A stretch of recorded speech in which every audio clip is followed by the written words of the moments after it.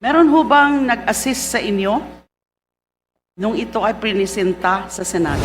Kailangan ibigay mo na kaagad yung obligasyon kasi pinakukuha na ni Saldico at saka ni Speaker. Ang tanong, meron pa bang dagdag na kongresista na kasama sa payoffs? Meron pa bang mga senador na kasama dapat sa mga payoffs po ng Diskaya? Your Honor, wala na po. Hindi po ako naniniwala. I move to cite Mr. Diskaya in contempt. Right, Mr. Diskaya is permitted to make an opening statement. Mr. Chair, magandang umaga po sa inyo lahat. Ako po si Pacifico Diskaya, owner po ng St. Gerard Construction. Gusto ko lang, ang opening statement ko lang po ay gusto ko lang pong linawin base po doon sa sworn statement ko po sa Senate po. Kasi marami pong tumatawag sa akin na kung ako po ba daw ay may direktang transaction kay Saldico at saka kay Speaker.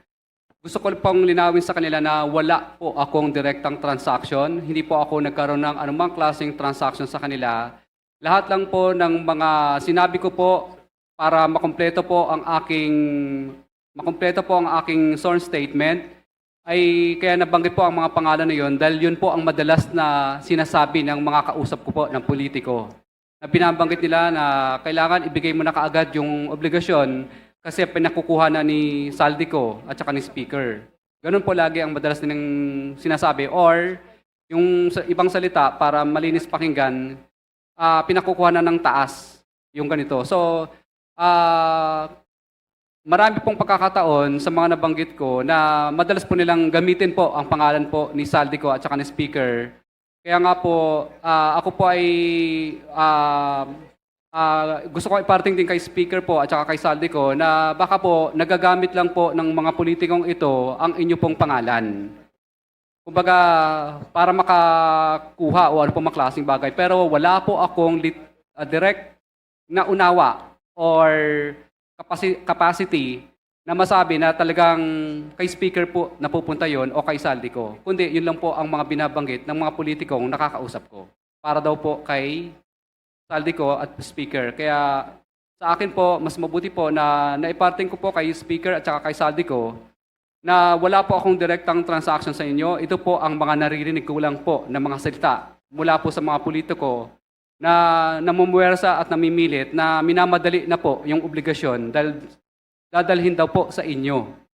Yun po ang reason. Pero transaction sa kanila, wala po. Thank you po, Your Honor. Yan po ang opening statement nyo.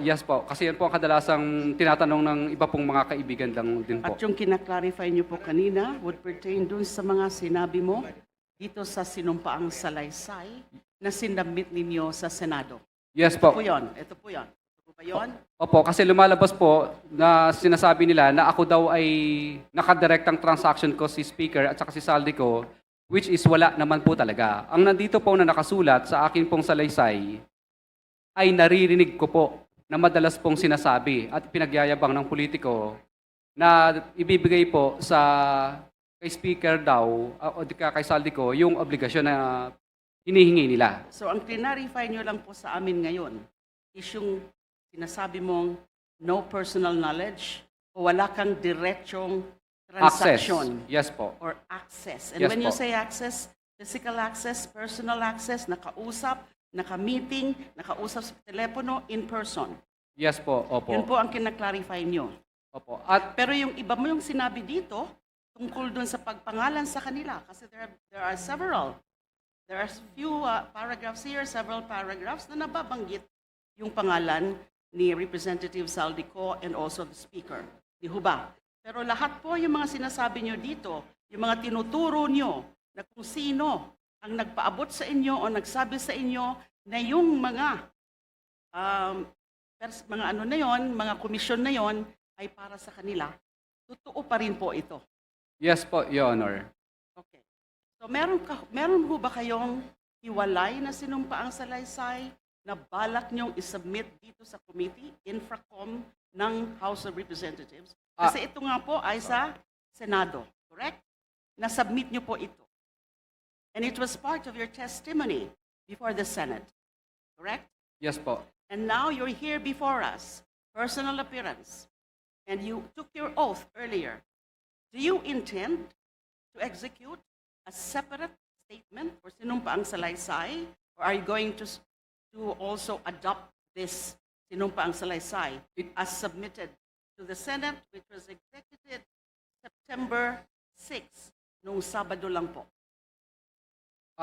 Hindi po. Ito pa rin po ang sworn statement ko po. Meron ka pong sworn statement. Ito pa rin po, yung Ito ginamit pa ko po rin. sa Senate po. Okay. So ito pa rin ang gagamitin natin para itanungin kayo. Opo. At inuulit, gusto ko pong ipaulit sa inyo na nanunumpa kayo o sumumpa kayo para isiwalat ang katotohanan, ang buong katotohanan. The truth, but not the whole truth, but nothing but the truth. Opo, Your Honor. Naintindihan niyo po yon, Opo, Your Honor. whole truth. Opo, Your Honor. Kaya ko po tinatanong yan kasi dito nga po sa sinumpaang salaysay ninyo, mag-asawa. By the way, nasaan po si Mrs. Diskaya? Ngayon po, nagpapalpitate po yung puso niya at saka bumagsak po yung insulin niya dahil sa nangyayari po. Dahil siyempre po, nag-aalala po siya sa kanyang buhay. Plus, inaalagaan po niya yung 4 po naming anak kasi yung 4 po naming anak is suffering for, ano din po, So nasa ADHD. bahay lang po siya o nasa Opo. ospital? Sa bahay po. Meron ho ba kayong medical certificate to show us na ganun nga ang kanyang kalagayan? Wala po pang mapapakita pero may pinadala po ang misis ko na ano po, letter po dito. Okay, kaya ko po in-emphasize yung the whole truth, but nothing but the truth. Kasi ho, hindi maiwasan ang obserbasyon.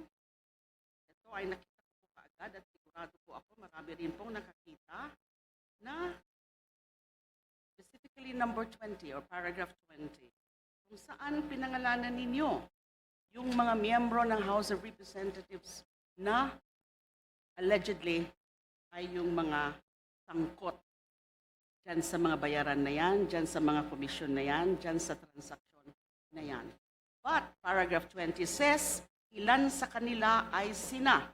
Ilan sa kanila. So ibig sabihin, partial lang po ito. Hindi po ito kompleto. Yes or no? Yes, Your Honor. Hindi kompleto. Pakisabi nga po, hindi po ito kompleto. Yes, Your Honor. Hindi kompleto. Meron pa. Meron pa po. Pag sinabi mong hindi kompleto, ilan sa kanila? Meron pa. Ang gusto ko pong tanungin sa inyo, pwede ho bang bigyan nyo na po kami ng kompleto na listahan? Kasi sa pagkakasabi nyo, ilan sa kanila ay sina, alam nyo exactly kung ano pa o sino pa yung mga ibang sangkot na members of the House of Representatives. And nagtataka rin po ako at gusto ko rin pong itanong sa inyo, yun po bang mga hindi nyo pa mga pinangalanan dito, mga miyembro pa rin ng House of Representatives o miyembro na ng Senado? Your Honor, I invoke po muna my rights po. Ano po sabi nyo? I invoke po muna my rights po. Rights? Exactly what right? Yung hindi pa po ako sigurado po sa mga dokumento po ng iba pong pwedeng mabanggit. Hindi ko po maintindihan kung anong klaseng right sa batas ang ini-invoke ninyo. Yes, ang mga umaapir po sa atin, and by the way, with respect to that, Mr. Chair, may I just clarify, how do we call these persons or these individuals summoned or invited to appear before us? Are they guests? Are they resource persons? Or are they witnesses? Because the rules say they are supposed to be witnesses. The rules. And by the way, talking about the rules, isa po po yung kailangan ko pong ipa-clarify. Ano po exactly ang rules na gag-govern ng proceedings natin dito sa TRICOM or Infracom? Kasi po, 3 pong committee ito. Good Government and Public Accountability, Public Works and Highways, and The third committee is public accounts. So 3 committees. And these committees are supposed to be governed by separate rules of proceedings. But I'm not aware of any new rules that would govern or are now governing these very proceedings. Are we being governed by the general rules with respect to rules of governing inquiries in aid of legislation, or the rules of procedure, or these are the general rules of procedure governing inquiries in aid of legislation? Just clarificatory, Mr. Chair. We're governed by the House rules and the rules of procedure governing inquiries in aid of legislation. Okay, so We the don't have Separate. a separate House rules. Okay. Congresswoman And De Lima. indeed, under those rules, witnesses have the rights, have certain rights. Pero po yung binabanggit niyo po ngayon, di ako po sigurado kung ano pong right.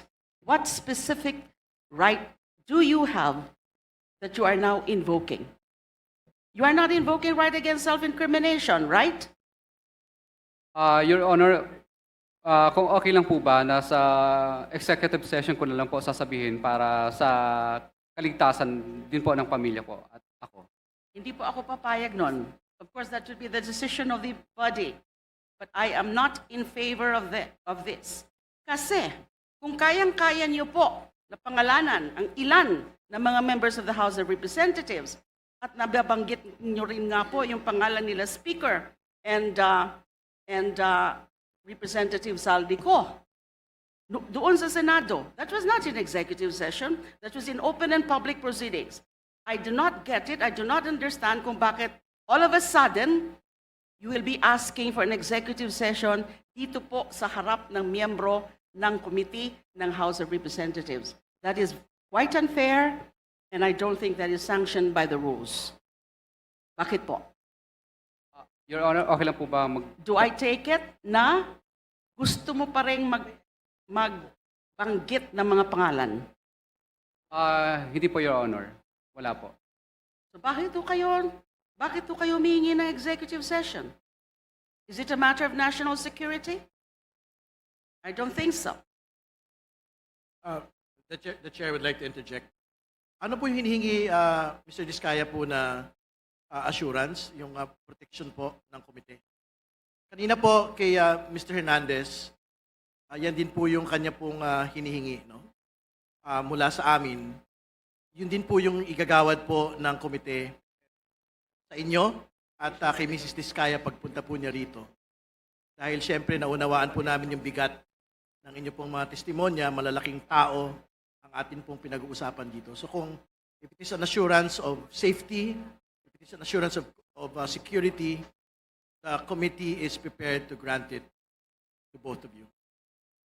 Mr. Chair, I perhaps Mr. Diskaya may be allowed to consult briefly his lawyer so that the lawyer can enlighten him kung ano talaga ang pwedeng under executive session. Correct? I'm sure the lawyer would know kung saan ka pwede mag-invoke ng executive session. At yung tanong ko po kanina, meron pa ba na mga ibang pangalan kayong babanggitin na wala sa sworn statement? So I so move, Yes. Mr. Chair, to allow the witness to confer with counsel. Yes, Congresswoman De Lima, Mr. Diskaya can confer momentarily with his counsel, please. Meeting suspended. Mr. Chair, may isang tanong lang.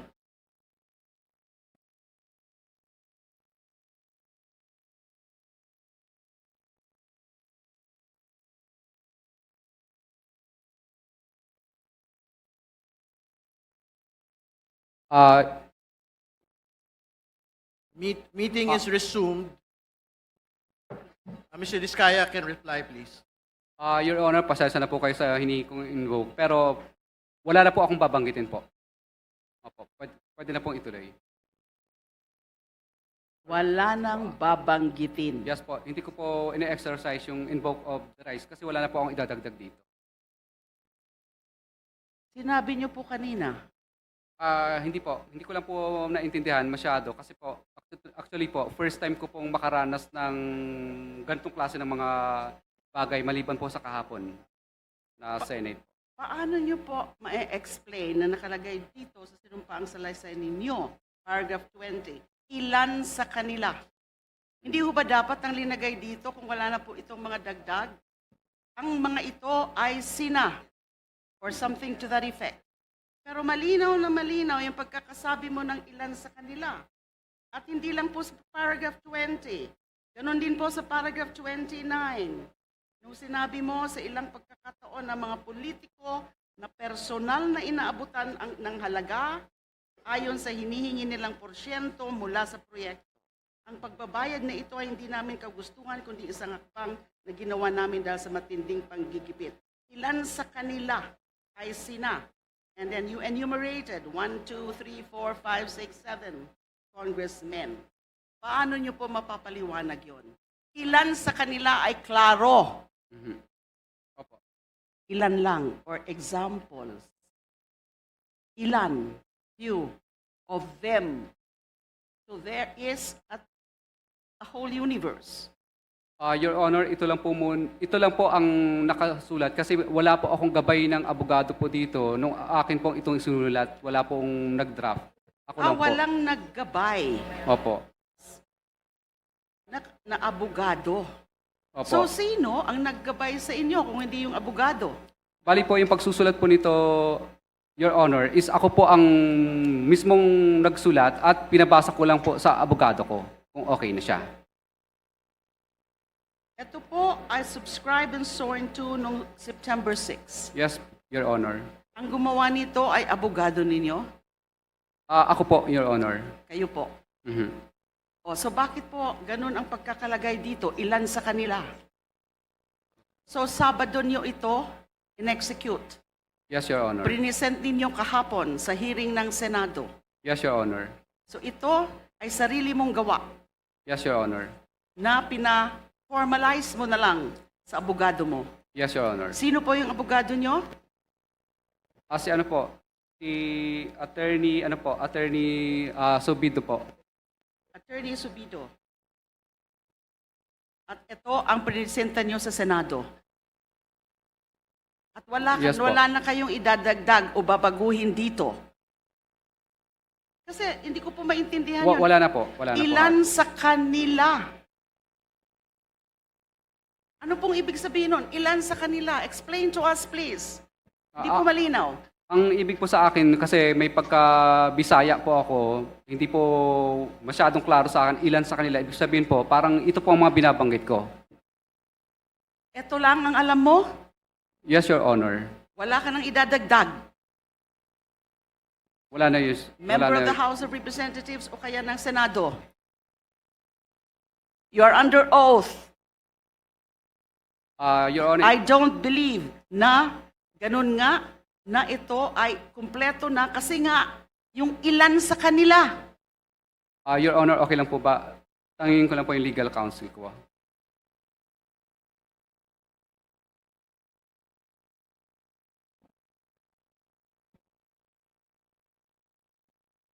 Mr. Chair, habang sila po ay nag-consult, meron lang po akong isang ika-clarify. Isang tanong lang po. Kay Okay. Engineer Alcantara. Okay, please proceed. Engineer Alcantara, tama ba yung pagkakaintindi ko kanina? Sinasabi mo na hindi ka nagbibigay kay Senator Joel Villanueva? May sinabi ka bang gano'n kanina? Opo, wala po akong dinideliver. Yun po kasi ang pagkakasabi ni Kaya nga, Prince. wala kang dinideliver Yes kay po. Senator Jinggoy. Wala po, Your Honor.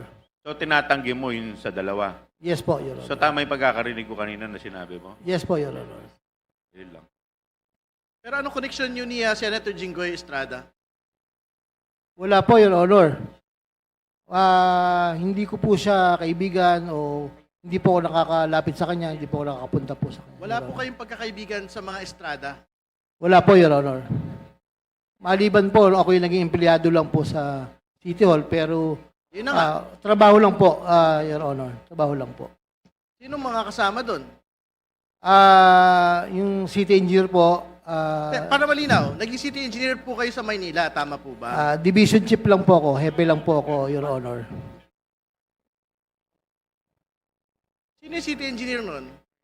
City Engineer Roberto Bernardo po. Yan yung undersecretary na binabanggit po ng lahat ng mga tao rito, hindi ba? Yes, Your Honor. So hindi ba kayo magkakasama sa isang sindikato? Hindi po, Your Honor. Wala po. Magkasama kayo sa Maynila, magkasama kayo sa DPWH. Tapos tinatanggi mo ngayon na wala kayong connection kay Jinggoy Estrada, Senador Jinggoy Estrada. Paano naman nangyari? Tingin niyo maniniwala yung mga taong bayan? Wala po kong personal na connection po kay Senator Jinggoy, Your Honor. Ibig mo sabihin, nung panahon na yon, sino bang mayor noon? Tatay niya, hindi ba? Yes, Your Honor. Tingin mo naniniwala kami sa mga ganyang mga pagsasalita na yan? Your Honor, kami pong mga division chief po ay wala po kaming direct access kay Mayor Era po noong mga panahon po na yun, Your Honor. Pero ang malinaw, magkasama kayo ni Engineer Bernardo Yes, Your sa Honor. City Hall. Yes, Your Honor. Magkasama rin kayo sa DPWH Yes, Your ni Honor. Undersecretary Bernardo. Tama po ba? Opo. Maraming salamat.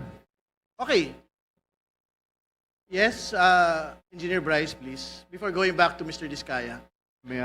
Thank you, Your Honor. To add up lang po, kung hindi po sila magkakilala, there was a time nag-birthday po si Senator Jinggoy sa Soler. Umattend po siya. Kung hindi po sila magkakilala, Your Honor.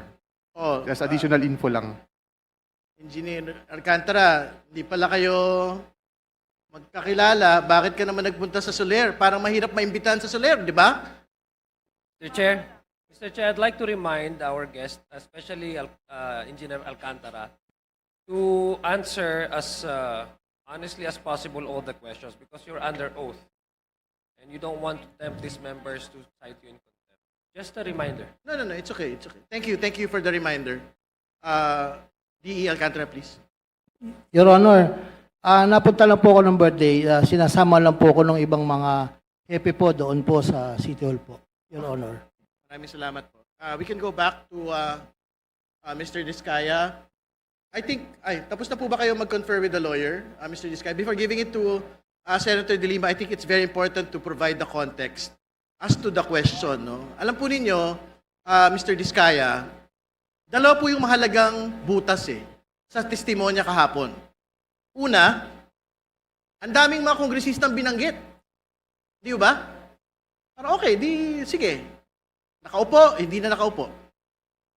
Pero nakakapagtaka na malaki kayong kontratista sa panahon ng gobyerno ni President Noynoy Aquino, isa sa pinakamalaking kontratista sa panahon ni Pangulong Duterte, isa sa mga pinakamalaking kontratista, actually pinakamalaking flood control.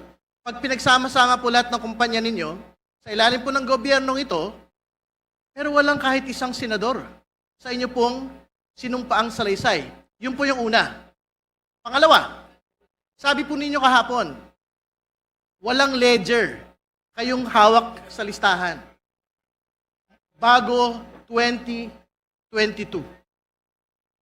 Wala hong naniniwala siya kasi ang yabang nyo nga ho, as far back as the Aquino administration, andun kayo sa top contractors po. Ibig sabihin, hindi ho maniniwala yung tao na the same modus operandi that you have been doing, that you had stated in that affidavit, is not being implemented in the previous Duterte administration and in the previous Aquino administration. Wala hong maniniwala na ang listahan niyo po ng mga pangalan ay hanggang 2022 lang. So my question to you, and maybe this is the question of Congresswoman De Lima, ano pa po, sino pa ho yung mga pangalan na dapat pong malaman ng bayan? Your Honor, ang ibig ko po sabihin dito, ilan sa kanila ay sina. Kasi po, Your Honor, ang ibig po sabihin dito, hindi ko naman po lahat literal silang binigyan. For example po, si Kong Ramon Romulo po ng Pasig, hindi ko naman po talaga siya personal na inabot sa kanya yung pera. Kundi, sa tao po ni D. Aris, kaya mapapansin niyo po, ilan sa kanila ay sina. Kasi yung iba po dito, personal ko pong inabot sa kanila o binigay. Pero yung iba naman po dito, mga tao lang po nila ang kumuha. Okay na yun, wag na ho nating guluhin yung tanong. Ang tanong, sino pa yung mga tao na dapat hong pangalanan dito na hindi po pinapangalanan? Wag na tayo magdebate sa grammar ho ng Filipino.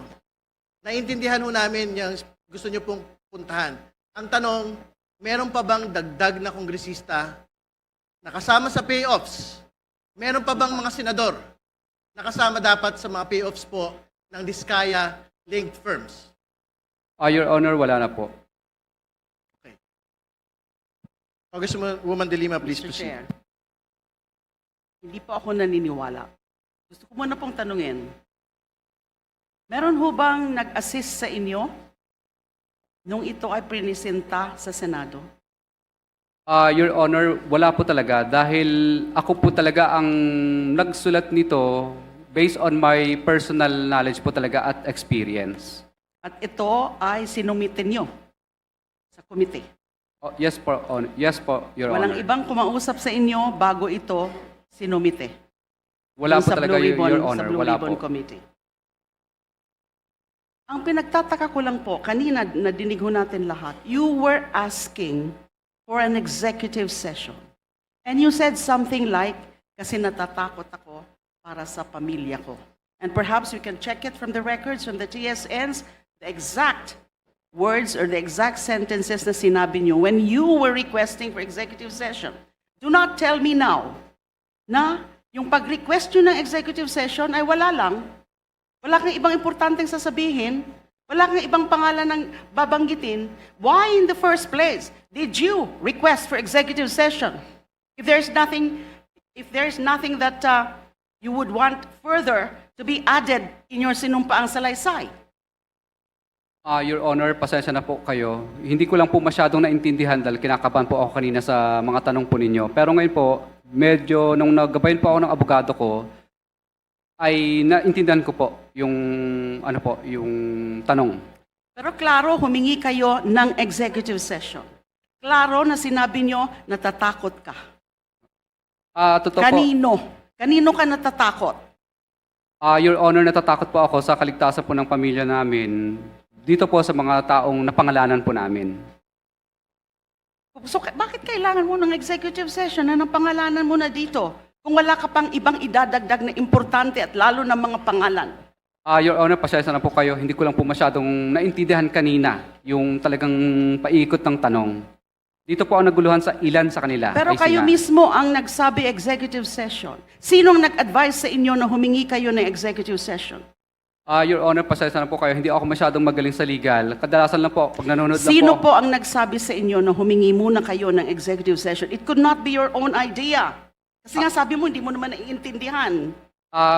Wala po, Your Honor. Minsan naririnig ko lang po sa ibang mga napapanood ko sa YouTube, yung mga ganong klase ng Naiintindihan mo sagot. kung anong ibig sabihin ng executive session? Kasi kung hindi mo naiintindihan yon, bakit mo babanggitin yon? Your Honor, pasensya na po kayo sa kanina na isagot ko. Pero ang sagot ko po ay ito na po lahat.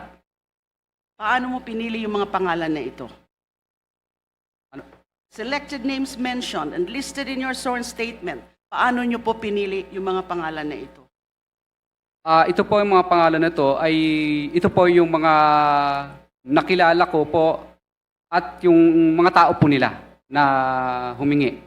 Sa paragraph 19, before paragraph 20, where you enumerated 17 or so members of the House of Representatives, sinabi niyo po dito, ito ay binibigay namin sa kanila ng cash. Ang bawat transaksyon ay may karampatang voucher at ledger na nagsasaad ng mga araw kung kailan nila ito natanggap. So meron kayong documentary evidence. Yes, Your Honor, meron po. Kung i-require namin na i-produce yung documentary evidence na yon, ledger and karampatang voucher. Ang makikita lang ba ho namin ay yung mga pangalan na nakalagay dito, 17 members of the House of Representatives. Your Honor, yes, mailalagay po dito. Pero yung iba po dito kasi ang tumanggap. Kaya mapapansin nyo, ilan sa kanila, ibig sabihin hindi sila lahat. Ilan sa kanila kasi po is yung mga tao lang po nila ang tumanggap. Hindi pa rin po ako satisfied tungkol sa bakit kayo in the first place humingi ng executive session. If you don't answer it properly, you'll be nearing a citation for contempt. Your Honor, hindi ko po masyadong naintindihan yung ano po, yung tanong po kanina. Because Kasi kinakabahan po ako. it's a very relevant question, but you refuse to answer. By just saying that, na kinakabahan kayo. But it could not have just popped up from nowhere. Yung tungkol sa executive session. Kung hindi po pinag-usapan nyo na po ito ng inyong lawyer at kung sino man na humingi ka muna ng executive session para masabi mo yung buong katotohanan. And your oath now is the whole truth. Your Honor, pasensya na po kayo. Pero ito po, ang nakasulat na po ito na po lahat yun. Mr. Chair. Mr. Chair. Congressman San Fernando, please. Kasi nagpapaikot-ikot tayo kanina eh. On record naman yung pinagbabanggit ni Mr. Diskaya. At ngayon, biglang bawi ng mga sinasabi niya at nililito niya ang kumiting ito patungkol doon sa mga sangkot ng mga politiko, partikular dito sa mga maanomalya at mga ghost project. In accordance with our rules, Mr. Chair, Section 11, Move to I suspend, Mr. therefore Chair. move to cite in Session contempt. suspended.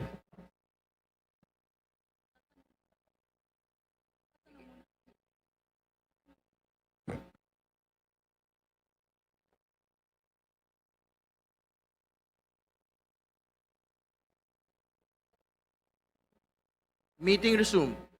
Mr. Chair, Yes, Congressman. San Fernando. in line with my manifestation in my motion later, a while ago, I still move in accordance with the rules governing inquiries in aid of legislation. I move to cite Mr. Diskaya in contempt. I so move. Mr. Chair. Mr. Chair, I object, Mr. Chair. What is, can you state for the record first the basis for the violation? Kanina, Mr. Chair, on record at in line dun sa questioning ni Representative De Lima, meron ng mga initial na mga binanggit si Mr. Diskaya.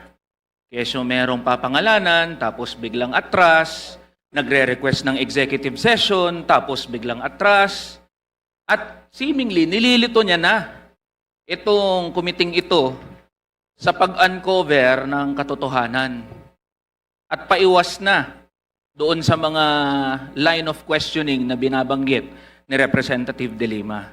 So paano naman tayo magpo-proceed kung gano'n na, consciously nililito ni Mr. Diskaya ang kumiting ito patungkol dito sa listahan ng mga sangkot ng mga politiko sa mga maanomalya at ghost flood control project. And in line with that, in Section 11, letter C, refusal to answer any relevant inquiry. So, I still move. Mr. Chair, with the kind indulgence of Congressman Eli, can Mr. say I something objected, about- Mr. Chair.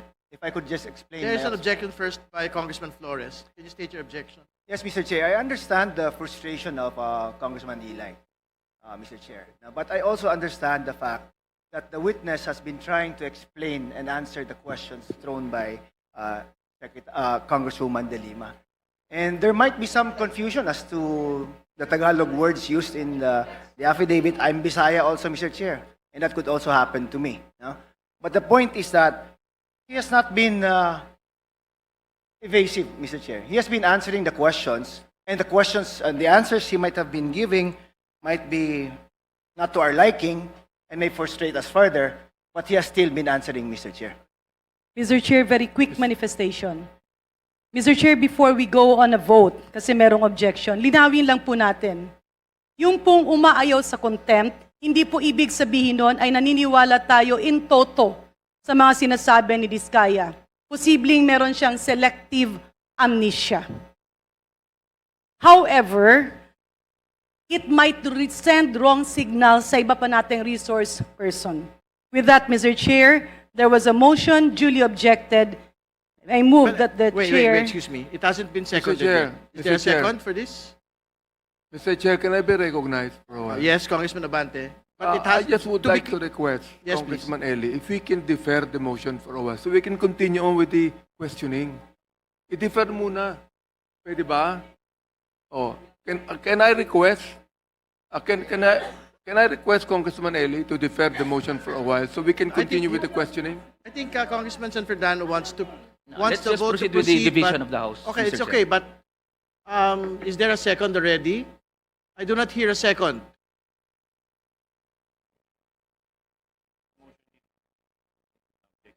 There is no second. Motion is lost. All right. Well,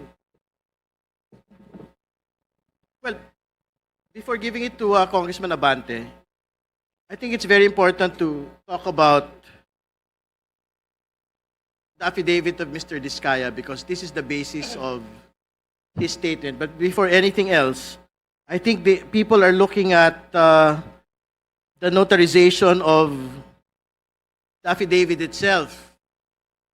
It appears to be a bit incomplete. Is this correct?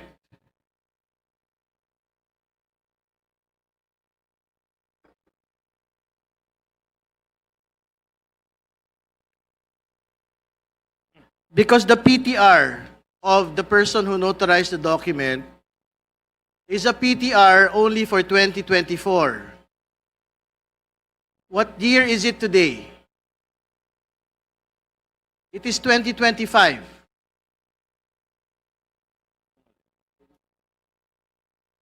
Can the lawyer of who assisted you in making this affidavit? Mr. Diskaya, can you respond? Sino po ang tumulong sa inyo na gawin ang affidavit na ito? Yung ano ko po, bali yung... Abogado niyo po. Opo. Siya po ba yung abogado sa likod, na nasa likod? Hindi po, bali ano ko lang po, legal ibang counsel abogado. po. Opo. So gusto ko lang hulinawin na bagamat ito po ay subscribed and sworn affidavit, actually si Congressman Mark Santos ang nagbanggit po sa akin ito, ang PTR license ng abogado na nag-notarize po nito ay PTR Attorney Reynaldo Segobiense. PTR number 2469726-1 at 104-2024. So, ang ibig sabihin po nito ay this is an expired notarization. Hindi ba? Hindi ba ito, ang tawag ng mga abogado po rito, mere scrap of paper. Hindi ba? Hindi ba dapat recent yung mga dokumento ng mga notaryo pong pinagnotaryohan nito? Mr. Chair, Mr. Diskaya. just a short- Congressman Santos, please proceed. yes, you mentioned my name regarding that. I'd just like to ask Mr. Diskaya, nagpunta po ba kayo doon sa notaryo nung ito ay Mr. Chair, nagpunta po ba si Mr. Diskaya doon sa notary public nung ito ay ginawa ang kanyang sworn affidavit, Mr. Chair? Please respond. Thank you. Yes po, Your Honor. May picture taking pa nga po kami sa office niya. May picture taking. Mr. Chair, paki-submit lang po yung picture taking nila at kung kailan po yung picture taking nila ginawa sa notaryo. Thank you, Mr. Chair.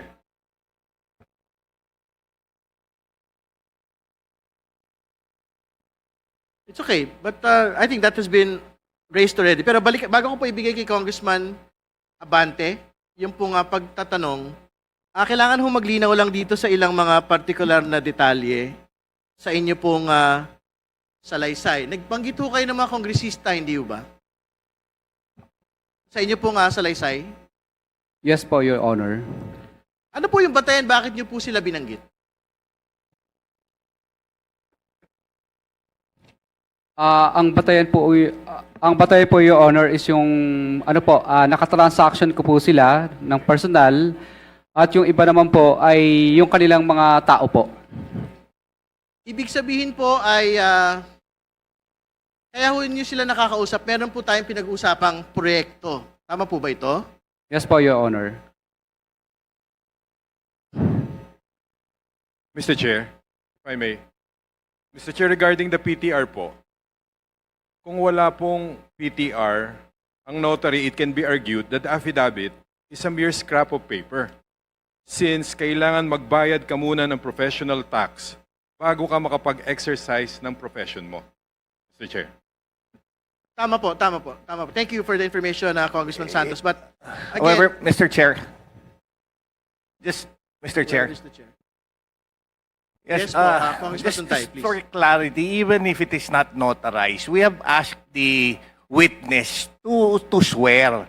So whatever he is testifying on is already sworn because we have asked him to swear. So it's immaterial if it is notarized o kung valid yung notary because we asked him to swear. Mr. Chair, if I may, Alright, because thank that's a sworn Mr. Chair, statement can po we sa call Senate for a 2-minute suspension, please?